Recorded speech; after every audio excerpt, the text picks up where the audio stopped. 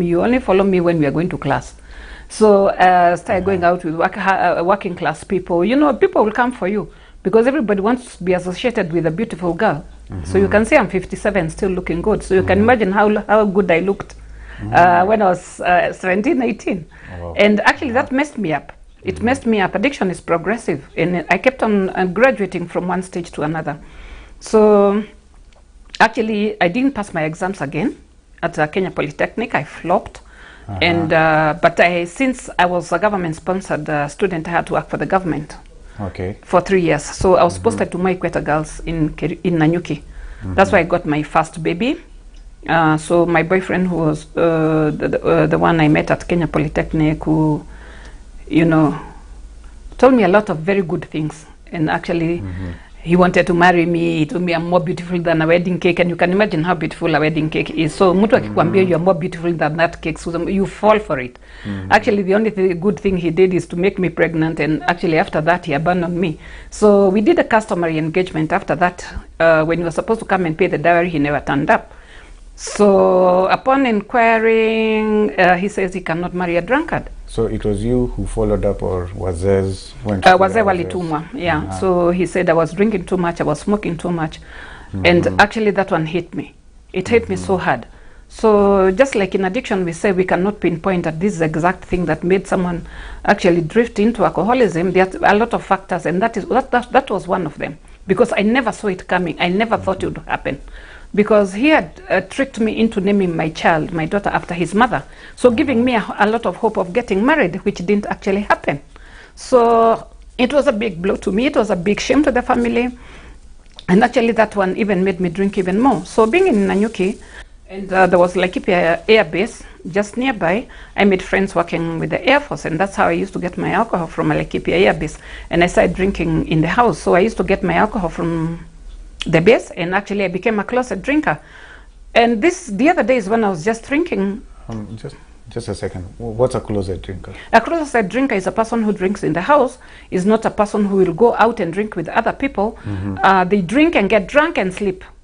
Wake up, drink, and get drunk and sleep. But then this time round, I was housed within the school compound. So I was drinking, going to work, coming back, drinking, going to work, and then coming back and sleeping in the evening.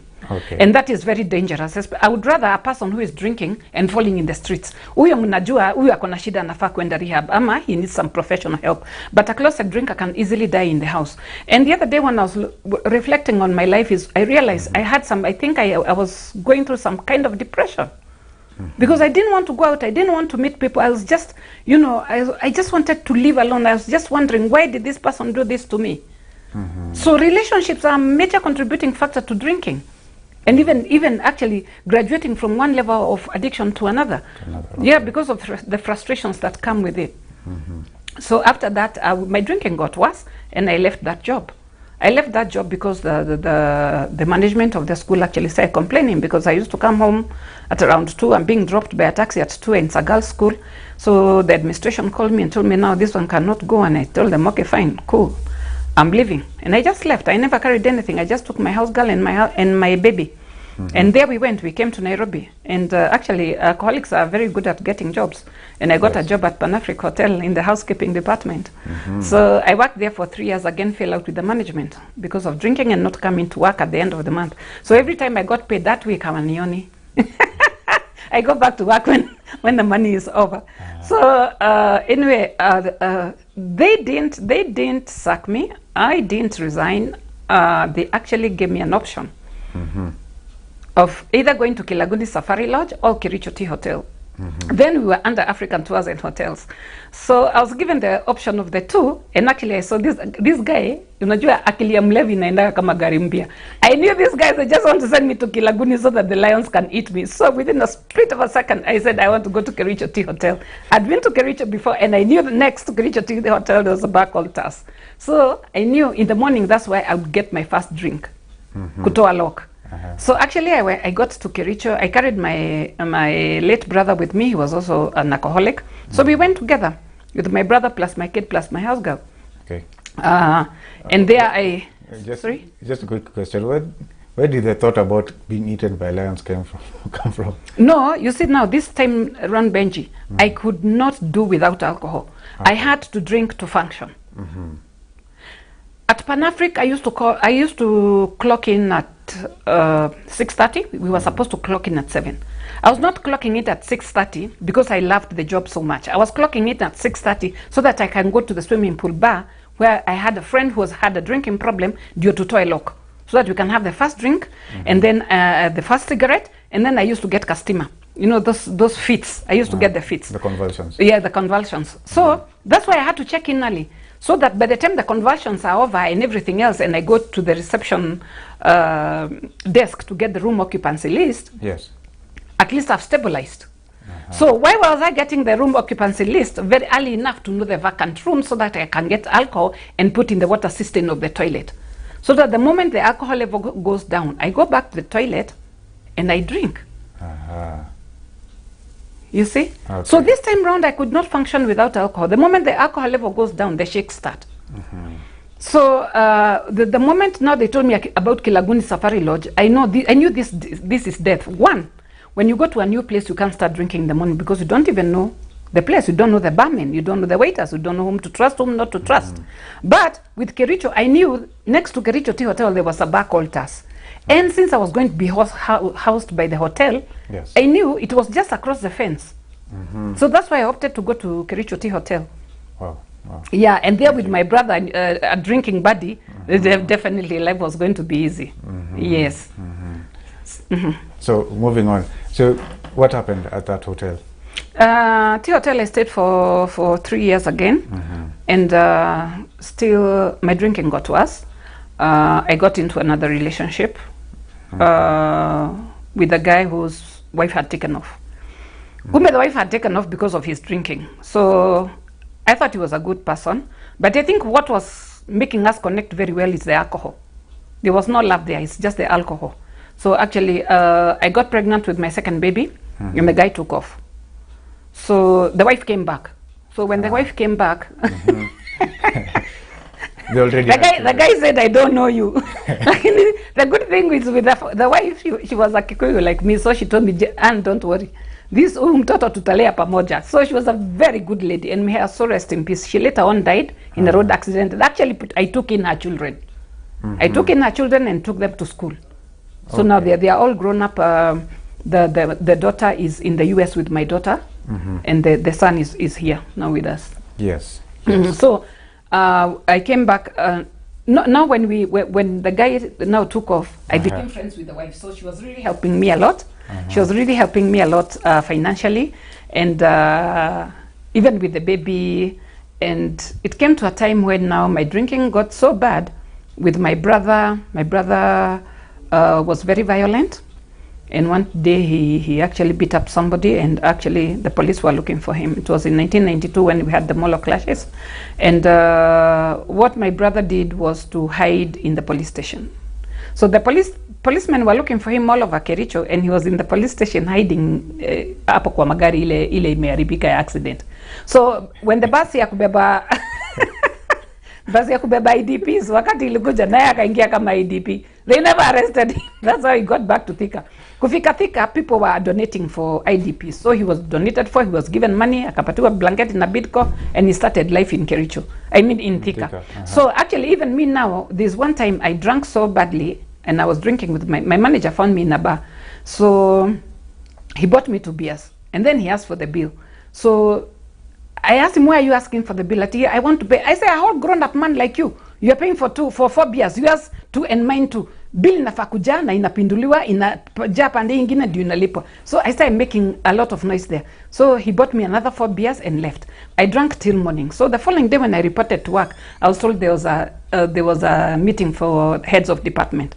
I was actually I'd been promoted to an assistant housekeeper. Okay. So I went to the meeting, and actually I blacked out. So the meeting was about me. They discussed me until they got tired. So and you were asleep there. Yeah. So the secretary woke me up and told me, it's like you're going to lose your job. Nikamwambia, so what? In the very beginning, are you the ones who brought me here? Even at Pan-Afric, nobody got the job for me. I got for myself. So so far so good. I'll leave. And actually then that's when my brother called me and told me, you know what, usinitafute, I'm in Thika. Maisha Thika ni London. So nikamwambia, in fact, it's like I'm going to lose my job. He told me, no, why do you want to be sacked? We're in the police station, you wait for the bus that carries IDPs. You come, I mobilize people, they wait for you. Ndio wakuchangie lakini unipatie 10%. So we are expert expert manipulators, and that's how I ended up in Thika. So Thika, I found my brother, nikachangiwa hata mimi, nikaanza maisha. So and people really came in, my relatives and everything, until they realized I was not an IDP, that I actually left my job because of drinking. So they stopped contributing for me. So they said that, yeah, Gachari, we know very well that it's ati vita ya molo ilikufurusha huko. It's your drinking. So what you've done for me so far so good. I mean, you just appreciate and move on. You cannot keep on explaining to people, and you don't even know why you are in that kind of a situation. So at this time round, every alcoholic or drug addict has a plan B. I had a plan B already. Okay. Because where they got me a house, there was a bar. And I used to frequent that bar. And there was a doctor who used to come to that bar. And I knew the bar that this doctor did not have a wife. So I knew the moment they stopped supporting me, definitely this doctor, where would we? So within a very short time, now we were friends again with the doctor. So one day he found me in the bar and I cried very well. Tears help at times. So when he saw me crying like this, he asked me, Gachari, what's the problem? He said, now my relatives who've been supporting me, now they said they cannot support me. I'm an IDP. I don't even know where I can go. So he told me, why don't you move into my house? And so that's how I ended up now moving into doctor's house. And Dr. tulikaa naye for more than 5 years. Wow. He was a doctor at Thika District Hospital. But then, again, he kept on being transferred. He was an alcoholic also. He kept on being transferred from one hospital to another. From Thika District Hospital, we went to PGH Nyeri. From PGH, went to Olkalao Sub-District Hospital. From there, we were again transferred to Kirugea District Hospital. That's where he died. He woke up one day, vomited blood, and that was it. That was the end of him. And the transfers were mainly because of alcohol? It was mainly because of alcoholism and nothing else. So, would you mind sharing about how you handled his death? It was one of the most traumatizing thing, or one of the things that I don't even like remembering about, because all the blame, everything was blamed on me. They said I killed him. They said I don't know, I poisoned him. Sisi ni walevi wawili tukutana kwa bar. When by the time he died, I was not even in the house. You see? I was called. I'd already traveled to Kericho to get a recommendation letter because I wanted to get a job at Grand Oco Hotel in Kirugea. So by the time he died, in fact, the person who was there with him was his mother. So they actually said, no. I had bewitched him. That's why he died. I don't know, a lot of nonsense. Because I don't know why we do not want to believe that when an alcoholic dies, it's because of that alcoholism that he dies. Let us stop blaming people when an alcoholic dies. I've seen people blaming their wives. Ati huyu bibi ndio amefanya brother yetu akufe. No, ulevi yake ndio imefanya akufe. What the damage the alcohol, the drugs have done to that person is what kills the person, not the person is living with. Yes. It's a powerful statement. Powerful statement. So, moving on, so you continued living with, did you accrue any benefits as being the doctor's wife? What happened afterwards? No, not really. What happened is that after that, they took everything from me. The relatives, the brothers and everybody. And yeah, they took everything from me, but that did not bother me. It did not bother me. So material things have never been I've never been so attached now to, okay, I'm going to hang on to this and we are going to quarrel over that. So they took everything and I moved on. So my mom took the children and I moved on to live with a family friend in Thika. And that is when my life started deteriorating, because now with no money, I started taking second generation alcoholic drinks until a friend came and found me in one of the wines and spirits in Thika, Makongeni Estate. And actually she had come from Germany. Now the last time she saw me, I was a very beautiful girl. Even if I was drinking, we were drinking together, but still stable and functional. Now she finds a person who is so run down, and she actually decided, no, I'm inviting you to Germany so that we can see if your life can change. And that's how I ended up in Germany. Hapo ulevi ilisaidia. Kusema kweli sidhani kama ningekuwa nimeshafika Germany paka wa leo. So hapo ulevi ilisaidia nikaenda Germany. But geographical relocation has never helped anybody. Nilienda Germany, I did not stop drinking. In fact, my drinking became worse. Why? Alcohol in Germany is cheaper than food. Penye unaenda kwa nyumba ya mtu huwezi pewa chakula. Ile kitu unaweza pewa tu ni katofe salad, potato salad. Hii ingine ni maji na pombe. Pombe is very cheap. So actually Hapo ndio now they keep alcohol in the house and you know, smoking. I mean, everything was just so easy. So my drinking didn't become any better, it became worse. And I started falling out with my friend who had invited me, but I had a plan B. You don't stay with one plan. As long as you are drinking, you are an alcoholic, unakaka na zinajileta tu. So ukiona hapa utafashi naanza kuingia kidogo, kama kuna kashida pande unaanza kuplan pande ile. In that bar, I used to see a mzungu who used to sit there. Because actually what happened, when they stopped giving me the money, I started giving talks kwa bar about Kenya wildlife. Okay, so you became the Kenyan tourist ambassador. In fact, you could have thought me nikipingatichu ule alikuwa director wa Kenya wildlife. I knew everything about the big five. Okay. So the lions, the giraffes, the rhinos and whatever. I used to give those talks in the bar. And they would pay, and me and the barman would share the money. Okay. And this is how I was able to facilitate my drinking in Germany. So us as Kenya should be paying you something for the German influx of tourism in the 90s. Yes. So actually, so what happened is that this Muzungu used to ask a lot of questions, yeah? Okay. So I used to go and sit next to him. Like, that was my plan now, because I knew he had no wife, he was aging, and alikuwa nakaa kama hataishi sana. And then what I didn't want anybody who's going to bring me problems. Already, I have been through enough problems in life.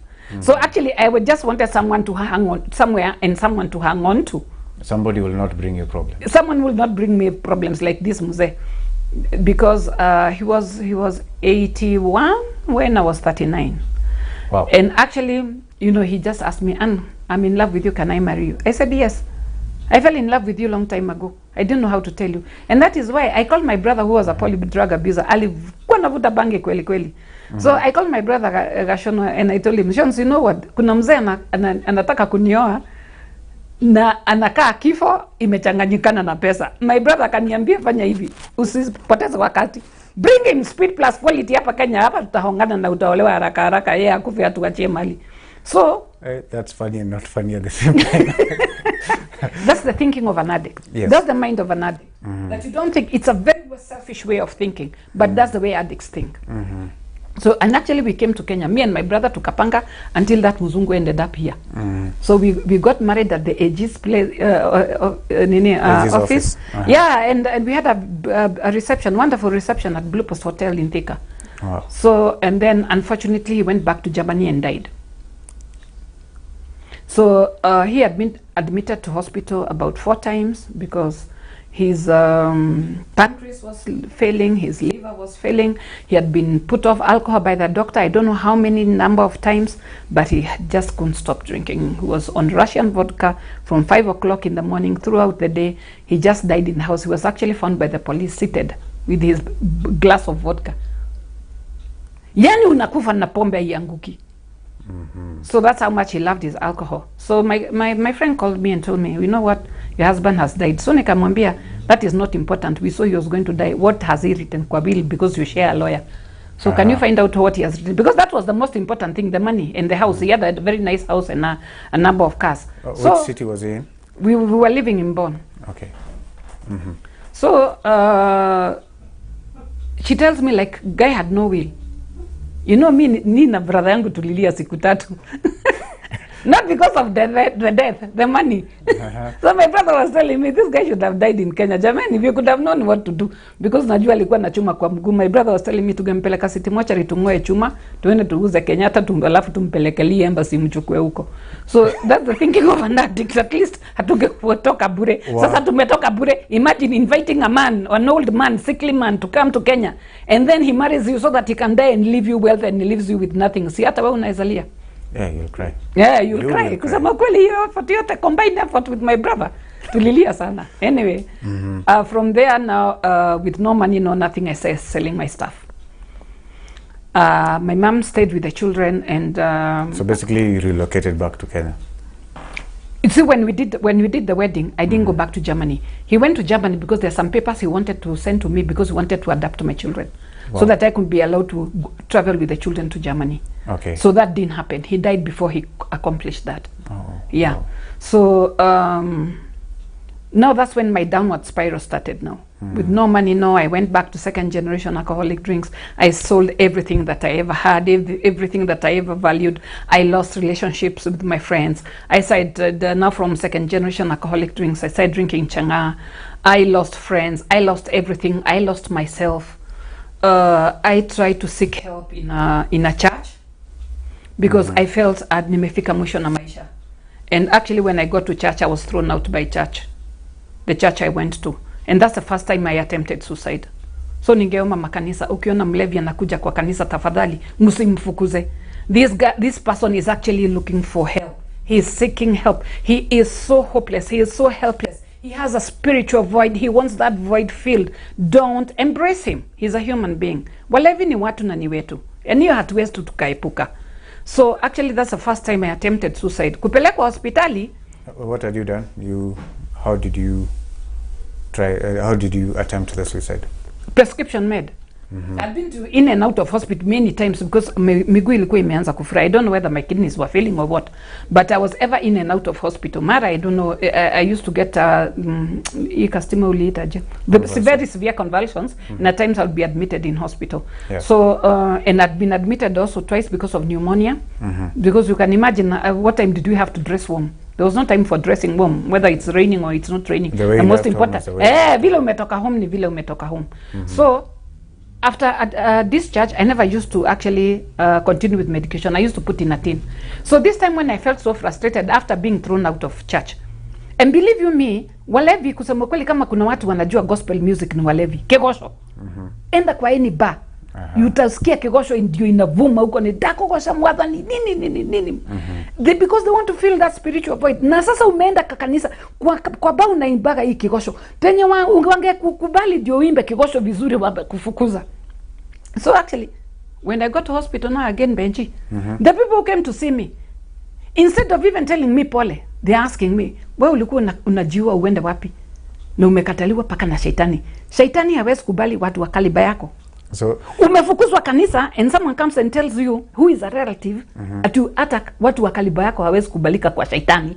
That even the people of your caliber are not even allowed by Satan himself. Yeah, even hell will not accept you. So hell has kicked you back to earth. Hell will not accept you. So what was the point of committing suicide? When I commit suicide, where are you going? Yeah. Wow. And then now, Benji, what actually now really hit me is, here I am, just away from church. Here is someone who is telling me even hell cannot accept me. So what am I supposed to do? Die and go around like Cain? So after that, I attempted suicide. Immediately, I was discharged from hospital. I attempted suicide again. Pills again? Yeah, pills again. And then the third time. So after the third time is when someone came to the Changaden where I was drinking and actually did an intervention and told me, and there is a way out. You are still very beautiful. So basically, what is an intervention? An intervention is whereby you reach out to that person and give that person hope. One, people do not know that addiction is a chronic disease. They do not know it's a brain disease. They do not know it's a disorder. And it's actually, addiction is a disorder of the whole person. It's not just one particular part. It affects the brain, to affect the body physically, it affects you emotionally, it affects you spiritually. Every aspect of a human being is affected by substance abuse. And actually, when this person came and told me that I was actually a sick person, he told me about the disease concept of addiction. He told me there's a way out. He told me he was in rehab himself. He gave me so much hope because the person who knew me when I was Miss Kenya is a person who knew me when I was working at Pan-Afric. We used to drink together. He had been to rehab. Yes. Now, when he came out of rehab, he decided to look for his drinking partner because he didn't know where I had disappeared to for about 5 years. So it's when he was told by my mom, now, you know what? Jerry has drifted now to drinking changa. We don't even know where she lives. So he just said, okay, fine. Just give me do you have an idea of what particular place that the slums where she drinks that chama could be? So the moment he was told it's Makongeni sijui phase 4, that's when he came. And akanitafuta paka akanipata. Mlevi hawezi, whether recovering or active. Mlevi ukituma mlevi atapata mlevi mwingine. Send a thief to catch a thief. Yes, even sahi nitume hapa kwa changa around this place. Nitapata. Unaona tuka mlevi kamoja unauza mazewa ni base ni wapi? Anajua wewe ni mwenzao. So atakushow. Okay. Okay. So how did you get to rehab? So after this guy talked to me, actually, I didn't admit that I need to go to rehab immediately. Yes. But I listened to him, and he gave me his number. He did not push me to accepting that I need help. But he told me, just in case you think you really need help, already inside me, I was toying with the idea of actually going to rehab. Because I say, for the first time, Bernard, someone has given me hope. That there is a way out. Someone has given me hope that I can become a mother again. Someone has given me hope that I can do something constructive with my life. Someone has given me hope that I can be a campaign against alcohol and drug abuse. Because actually that's what he came up with. He said, Anne, you're a very courageous woman. You're a public speaker. We all know that. You can face the world and look the world in the eye and tell them, this is what happens and this is the way it is. Why don't you get out of addiction? Campaign against it. And that's what gave me hope. And every campaign is about hope. Yes. Campaign is not about sitting in offices and saying and making policies about this drug, that drug. No, it's reaching out to that person who is suffering, telling them there is a way out. This is what we can do. This is where we can take you. Why do we need state-funded rehabilitation centers? Because not everybody can afford the rehabilitation centers that we have right now. They are pretty expensive. So how most of the people who are dying ni wale wananchi wa chini who cannot afford to go to rehab. We have only 3 government rehabs in Kenya. That is Coast General, Mathare Hospital, and Moi Referral Hospital. Yeah, so people don't even know they exist, apart from when they listen to a program like this one. So we can have drop-in centers where people can go for counseling and go home. If the government can be able to do that, if NACADA can be able to do that, if people who like us in this field can come together and do something for that addict who still suffers. Because I have a heart for addicts. I love addicts. They are awesome people. Okay. Okay. So how did your journey to rehab, how did it materialize? What happened actually, yes. Bernard, after about 3 days, there was no changa, there was police raid. So my brother came and told me, this time round, my brother had to give me changa in the morning for me to be able to stabilize and to so that we can go and hustle around it for money and con people, because we had become con men, we had become thieves, pickpocketing people. I was not a good person. So I hope the police will not come looking for me here. So, so that's the life of an addict. Because you don't have anything, you have to get into addiction and crime. They go together. So my brother came and told me, unajua nini? There's a raid. Our base has been raided by the police, so there's no changa. So nikamwambia, what are we going to do? So he told me, you take this sip. This mtoto is half liter of changa, and then we'll go to another base. So that's how actually we ended up in another base where we drank jet fuel. So I took a sip and asked my brother, what is this? He told me, naitwa mandege. So mandege, this jet fuel, that's what we drank. Yani things that is tasting of petrol. Yeah. I didn't even know what it was, but since now, because of the withdrawals, I took 2 glasses. Bernard, by the time I got to the place where I used to sleep, because it was not a room, it was just a shanty, I was finished. I blacked out at 10, like for example today, for more than 24 hours, because I woke up the following day at about 10, and then I started puking water mixed with blood. And actually this is when I saw death now in reality. Wacha ile nilikuwa najikunyusha madawa hapo nikufe. This is when I saw death. Because you know why, Bernard? It reminded me of how Daktari died. Daktari in Kerugoya collapsed, vomited blood, and died. So the whole picture of Daktari dying came back, and this is when I surrendered. I knelt and told God, when I wanted to die, you refused to take me. Now it's my turn to refuse. I don't want to die. I took the number, I called my friend, and I told him, I surrender now. Come for me, I'm ready to go to rehab. So that's how I ended up in the rehab. I was taken to Asumbi, Homa Bay. Yes. And actually I was taken at night. My mom told that my friend, you know what, usimpeleke mchana. Because if she knows where you're taking her, she'll go marking the road. Then next time you'll see her in Nairobi. So take her at night so that she arrives there in the morning. That's why I ended up in Asumbi. So actually I did my 3 months program. And after that I worked as a volunteer for the same institution. After that, I trained with VSO as an addiction counselor. After that, they employed me in Homa Bay, and then I also worked for Maisha House. After Maisha House, I worked for the same organization in Karen. They have another branch in Karen. From there, I joined NACADA, National Authority for the Campaign Against Alcohol and Drug Abuse, where I worked until 2010. Then I resigned, and I started an organization called Sober Again Outreach Program, because personally I'm not an office person, so staying in the office from 8 to 5 will make me relapse. So that was not for me. So there's nobody to talk to in the office. There's nobody to talk to, and addicts are suffering outside there. So I decided, let me start something that can reach out to people. Okay. So basically, me is reaching out to that addict who still suffers and giving that person hope. Because Bernard, if you're not giving that person hope, why are you calling yourself a campaign against alcohol and drug abuse? Because this is all about hope. Give that person hope. There is a way out. Get involved with the family. See how much. Do an inventory and see who can be brought on board. Is there an uncle who can be involved in this? Who are ready to support this person in recovery? Because we have a lot of unhelpful helpers within the family setting, whereby they use every word with less to describe an addict. Useless, nameless, baseless. I mean, they call you anything with less at the end. Mannerless. Yes, and actually that has never helped an addict. In fact, by calling them names, you're helping them become worse. You're actually helping them to deteriorate or to actually progress in addiction. Because an addict is a sick person. What they need is love. They need love. They need understanding. But tough love, though.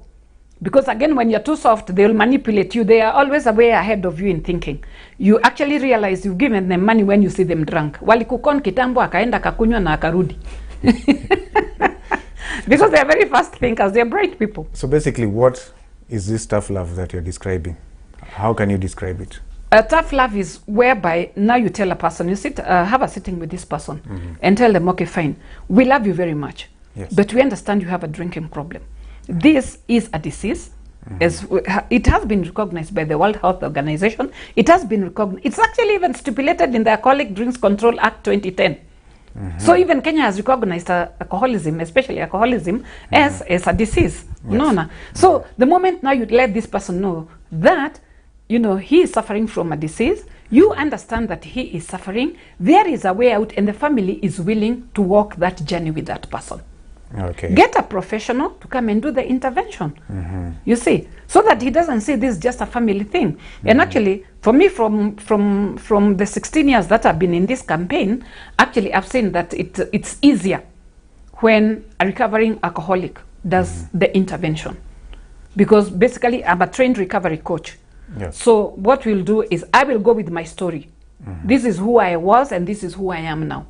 So that gives this person hope that irrespective of what stage of addiction he is at, he can get out of it and become a productive member of this city, of this nation. So that we can move this nation from a drinking nation to actually a sober nation. Yes. So what do you say to those people, for example, the ladies who say, if I don't give this person money in the morning, he will steal. And if he does not steal, he will do something else somewhere out there. So how would you classify these people? Enablers. Enablers. Because if you tell them you won't give them, if he steals something for you from the house, that is the best opportunity you can use to actually coerce this person to go to rehab. You know why, Benji? Because you have the right to go to the chief, you have the right to go to the police and say, my son has stolen my phone. Then let them know that you don't want this person punished, you don't want this person taken to court, you want this person taken to rehab. Identify a rehabilitation center, let them come for him. This is a sick person, he doesn't have to be jailed, let him go for treatment. We have Mathare Mental Hospital. They have a department. They have a rehabilitation center. You can use the NHIF card. There are also other rehabilitation centers that are accredited by NHIF. So it's not punishing the person, but using the authority, because the chief has been mandated to do so. Yes. Yes, so you reach out to the chief, reach out to the authorities, watu wa nyumba kumi, let them come, wazee, let them come and say, okay, fine, you've stolen the phone, yes. These are the consequences. You either go to jail or you go for treatment. Because we know you have a problem. Yes. Because at times, it's the addict, actually, the person who uses substances is usually the last person to know that they have a problem. And that is why they are in denial, and denial is part of the addiction. So when they say, hata kubali, anasemaga hana shida, he's sick. That is why he's saying he doesn't have a problem. Ni kama going to a marketplace and finding a madman lighting a fire during the day, and he's actually warming himself in the sunlight, and the fire is there. So you don't argue with that person. Why are you lighting a fire na kuna jua? That person needs to be taken to an institution where he can get professional help. The same thing with an addict. Some of them will come out and actually realize when they hit rock bottom that, yes, I have a problem and I need professional help. Yes. But usually it happens after an intervention has been done. After they have been given the knowledge that this is a disease, you can change. They've been given hope. They are motivated, yes, that there is a way out. But the moment they are left like that, and everybody is on their case, everybody is abusing the whole family. In fact, they used to, for me, my mom used to call conferences from all my dad's brothers plus their wives. Kwa nyumba. Come and talk to this one. Now, Mlevi, that's a sick person. You don't call the whole family at a good. People tend to think at the more you lecture a person, the longer the period you lecture a person with substance abuse, the more ataskia. Attention span ya umutu, it's very what you can say, a very short attention span. So if you have to say something to an addict, please, or a person with substance use disorders, tell them within the first 30 minutes. So when you tell me that you've spoken to this person for 2 hours, actually for 1 hour and a half you were talking to yourselves, because ile shikitu walishika is what you said, the first 30 minutes. The rest of 1.5 hours, he was actually he was planning how he's going to con you. So wewe umevaa blouse ya red, you are in a good mood. So wewe nitakukon 500, mwingine huyu amevaa black 50 bob. So by the time now you leave the meeting, you've already given him money. So he thinks ahead of you. So, and his attention span is very short. So just say what you have to say. Be very precise, be very brief, and to the point. Wow. So you have been working with a lot of institutions in taking patients there and all that. So what is the difference in the impact of addictions on men and women? What's the difference there? The difference is, for men, it's, let's say according to the... Just according to your understanding. To the African context. A woman is a caregiver, a woman is a nurturer, a woman is a home, takes care of the home, a woman is the pillar of the home and everything else. So the moment a woman gets into addiction, people tend to actually close in on her more than a man. For a man, they tend to think it's okay, it's cool, it's normal for men to drink. But for a woman, it becomes very difficult. For a woman, she becomes an outcast automatically within the family, within the society, within a very short period of time. And then on top of that, immediately you are branded a prostitute. I don't know who told them that when you have a drinking problem, you are a prostitute. No. In fact, women who drink a lot have no time for prostitution, because prostitution is business. And those people who are in prostitution are not alcoholics, because they are out to make money. So branding women alcoholics as prostitutes, that's degrading them to a very bad level. And that has happened. How many times did they call me a prostitute? I've never even known how that business is conducted. So actually for men, they see it is okay, but for women it becomes a little bit difficult. And that's why you find not many women will actually go to rehab. And actually it's not even the women who do not want to go to the rehab. The family bears the shame. You see? So what they do is actually shield this addict and enable the addict to become worse within the family setting. How do they do that? By hiding the addict in the family. They will buy alcohol, they will keep alcohol, especially these high-end families. They don't want ati wendo ukiombaomba pombe uko Karen shopping center. So what they do is keep alcohol for you in the house. So you become a closet drinker, you drink, and you die in the house. And then they put you in the newspaper, died after a short illness. Actually, addiction is a long illness bravely borne. People don't die because they drank for 3 days. They die after drinking for a very long time and suffering, holistically suffering for a very, very long time. Neglected by family, neglected by the society, being loners, attempting suicide and not succeeding in whatever they've tried. And another thing I'd like to say is when an addict is actually attempts suicide, it's not Ann Matthew who wants to die. It's actually Ann Matthew, the authentic Ann Matthew, trying to kill the addicted Ann Matthew, because the real Ann Matthew is so tired of the addicted Ann Matthew. So it's not the Ann Matthew, the real Ann Matthew wants to die. The real Ann Matthew wants to kill the addicted Ann Matthew. Wow. You get? Okay, I've never heard that put that way before. Yes. They think that we just like dying and committing suicide, but we are so tired of being addicts. We are so tired of being in those situations, yet we have no way out. So you want to kill this addicted Ann and become the authentic one. But in the process, you end up dying. And then mazishi ya mlevi, the moment you die, 2 o'clock people are eating and going home. There's nothing to say. Can they say that for the last 20 years she was drinking in Kericho and wherever else and drinking changa? No, they have nothing to say. They just call the children there in front, wanapigwa picha, a story inaishia hapo. In fact, even hata pastor wa kanisa yako ni wakuji. They send the elders. They don't come to bury addicts.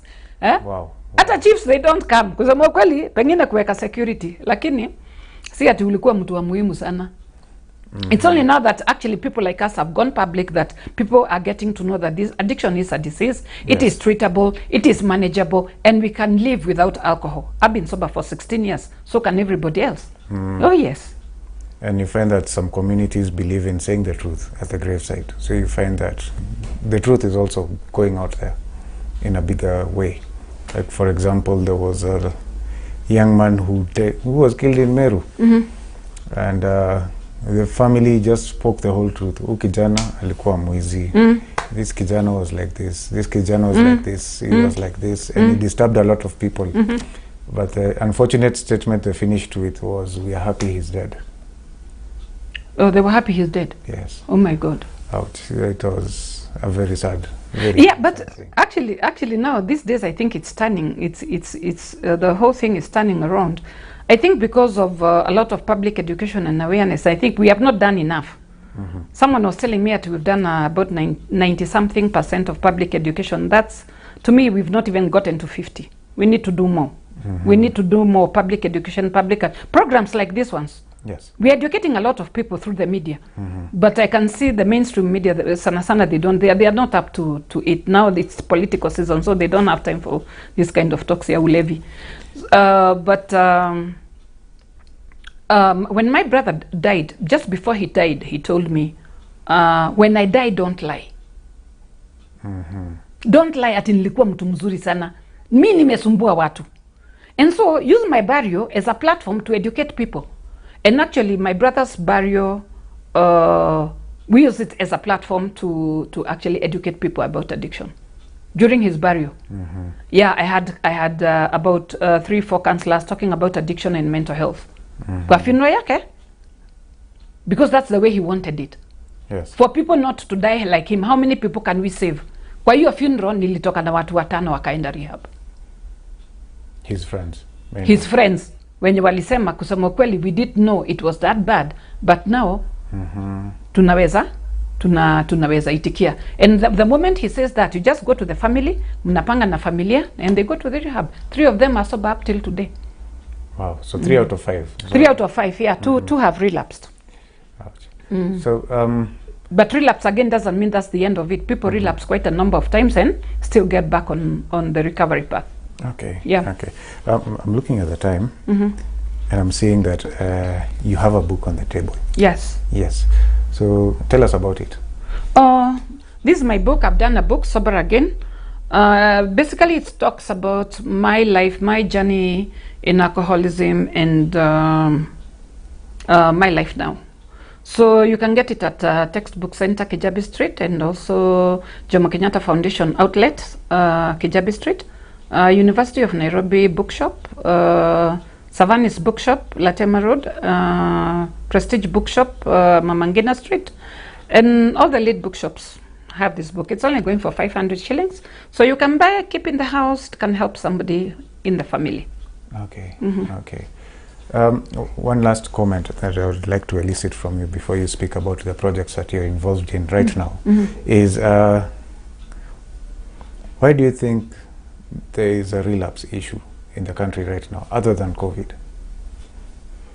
Other than COVID, yeah, relapse rate is pretty high. Relapse rate is pretty high because, one, I can attribute to the kind of treatment programs that we have. Some of them, people are starting rehabilitation centers, which some of them have been accredited, that don't even have structured treatment programs.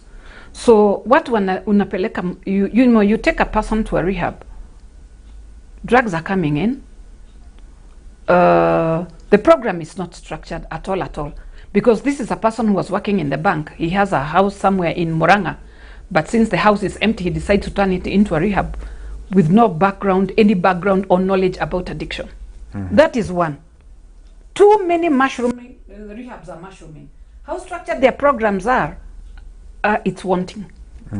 Two, there's a lot of people, a lot of young people are getting out of colleges, universities, no jobs. So there's a lot of idleness, and you know, an idle mind is the devil's workshop. And then on top of that, we have a lot of second generation alcoholic drinks. I saw another one imeandikwa quarantine.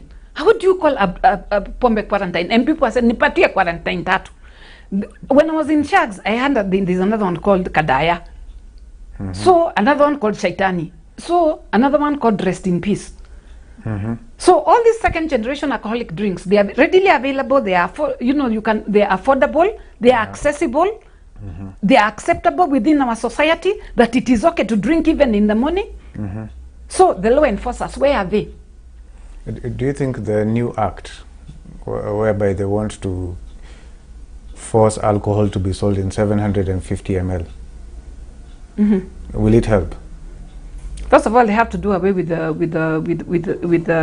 plastics, with the plastics, and also the illicit brews. If not that, let them legalize it, because once you legalize, you can be able to control it. But anything that is illegal, you cannot be able to control, and that's why they've never been able to fight changa. Because changa, mtu wa changa atatoka hapa aende ahamie pahali ingine, slum ingine, and continue with the business. You don't know what they do. When I used to drink changa, we used to even get sanitary pads from there. We used to get panties from that. Did not stop us from drinking. And batteries and unasema nini na panya? Pana unatukana panya. What are you doing inside our drinks? Unatupa panya, unaendelea na changa. Na umetoa kwa ile drum yenye changa inatolewa surely. So as long as it's not the amount how it's going to be packaged. It's about educating the people that this is what is going to happen. It's all about education. So because we came away from the sachets and went to the bottle. Yes. Isn't it? Yes. Did that stop the people from drinking? It has actually even become worse. Another thing is this mushrooming of wines and spirits. Because, okay, fine, you don't have to be in the bar during curfew, but you can, wines and spirits open at 7 o'clock in the morning. Unaenda unanunua stock ya the whole day. Ikiisha, unaenda ingine ya usiku. So people are drinking more because, first of all, they are drinking in their own houses and exposing their children to alcohol and other substances and very terrible behaviors. Because hakuna mtu ana adabu kama mlevi. A person under the influence of alcohol and other substances can say anything, anywhere, anytime. And they don't care who else, because addiction is a selfish disease. They really don't care who else is around. And actually children are picking up very bad habits from their parents. And that is why you find a child going back to school and even actually confronting the teachers. Because this is one they've seen at home. The mother, the father confronting the mother confronting the father. Unaona? The father confronting the children confronting the parents. So who is a teacher to tell them anything? So you'll pick this up is all starting within the family setting. So you'll pick up a panga, go oh yes. because he has seen the father pick up the panga on the mother, and the mother pick up a kitchen knife on the father. And this, if you look at the domestic violence, imeenda juu during COVID. Yes. Because at times people just get married without knowing one another. Until now, COVID brought them together now to stay together and start learning who this other person is. If this person has been drinking and shouting and abusing people outside there, now he doesn't have anywhere to vent all that anger. He's venting the anger on the wife in front of the children. Wow. Wow. Wow.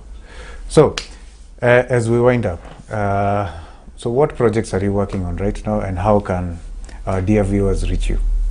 Okay. Right now, I've been working in the Kajiado. My church is very passionate about reaching out to the youth, doing prevention education. With the help of my able Bishop Julius Tinkoi, we've been able to do a lot of outreach programs, a lot. The church has really supported me in that. In Kajiado, and I can say South Rift as a whole, we've been having annual conferences, youth conferences, organized by Gospel Revival Church, Gong, annually. It's only that last year we didn't have. So I hope maybe by the end of this year we'll be able to have one. We usually have about 300 to 400 participants who stay for about 3 days. So we bring in facilitators. So I do the drug part. Somebody else will come with something else. Spiritual leaders will come with spiritual nourishment and all that. So mentoring the youth. That's I'm very involved in that in Kajiado. Yes. And I would urge other churches to do so. Just like my bishop is doing, very passionate about let's get these people who've not gotten into drugs and educate them so that they don't go, so that they can be able to make informed choices, so that they can be able to know, if I take this is what will happen to me. You see? Yes. So, but now I want to also concentrate on my home area, which is Keharo. I come from Keharo constituency in Murang'a.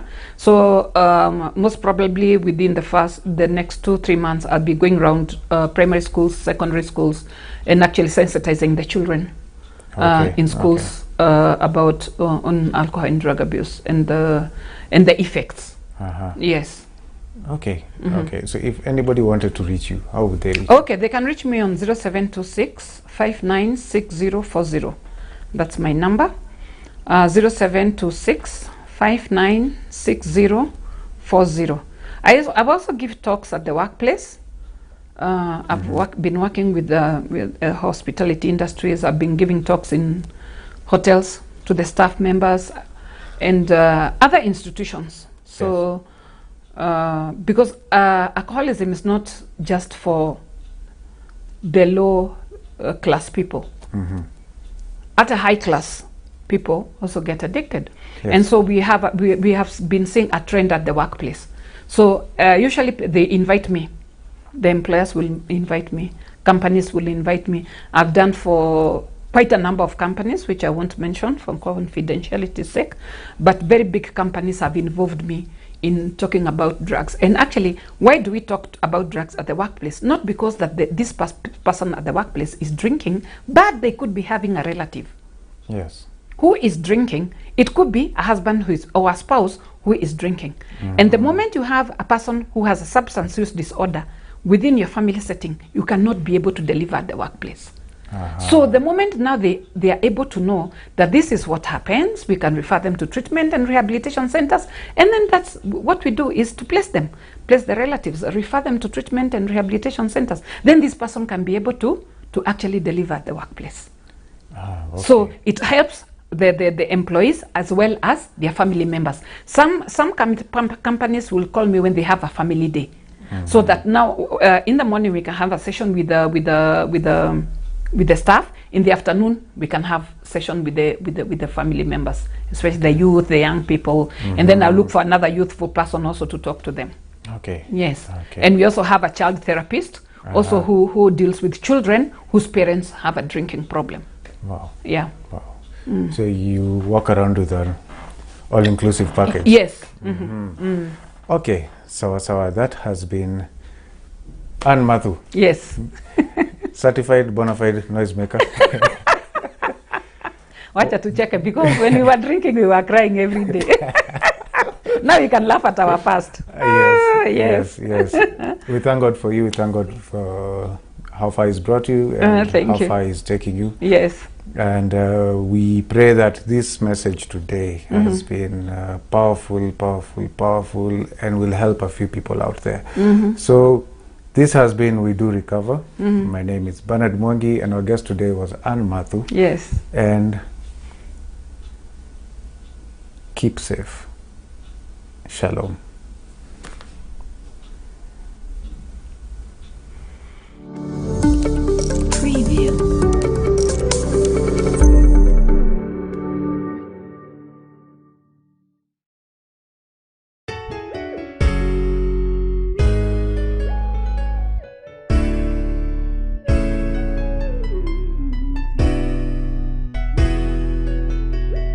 You are watching